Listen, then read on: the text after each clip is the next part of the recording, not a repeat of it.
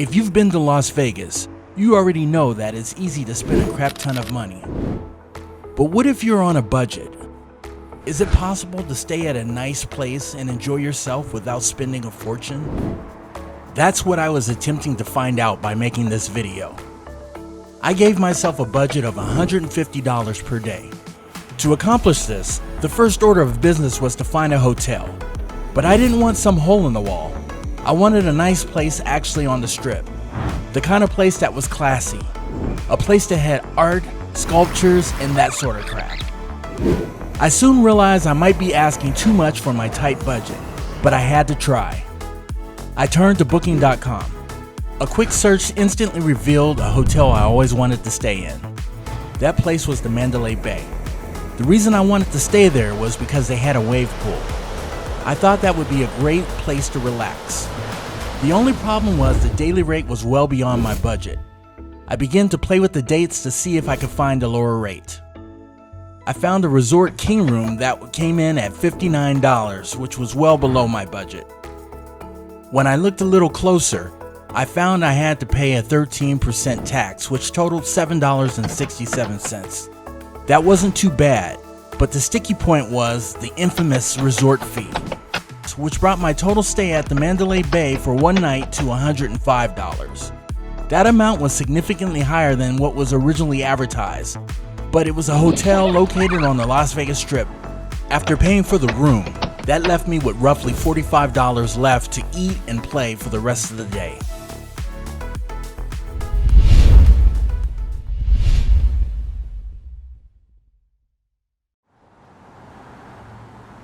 The Mandalay Bay had always been one of my favorite hotels in Las Vegas.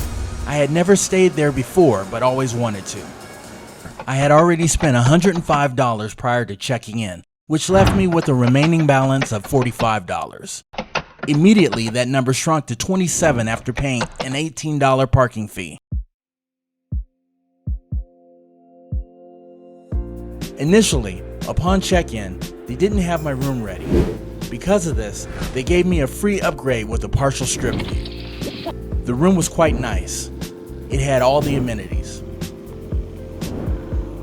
But the highlight had to have been the bathroom, primarily because it was so spacious and it had plenty of toiletries, equipped with his and her sinks. There was also a separate bathtub and shower, and a separate place for you to do your business. This was definitely the best thing about the room. But the bathroom wasn't the only place with amenities. The room was complete with snacks for your convenience, along with 2 wine glasses. And for you Apple fans out there, there was also a docking station for your iPhone. Not to mention a safe and plenty of closet space for your clothes.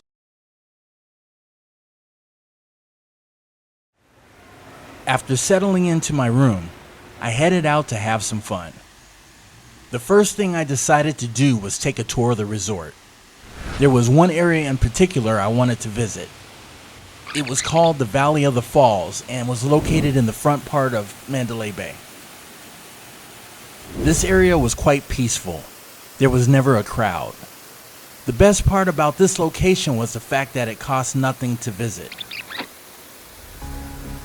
After spending about 20 or 30 minutes looking at the falls, I headed to the pool.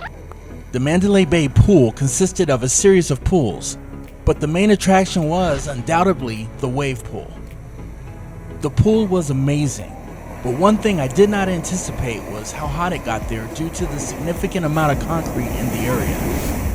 Needless to say, the unforgiving heat of Las Vegas, combined with the concrete, made for a great simulation of what it must be like to live in hell.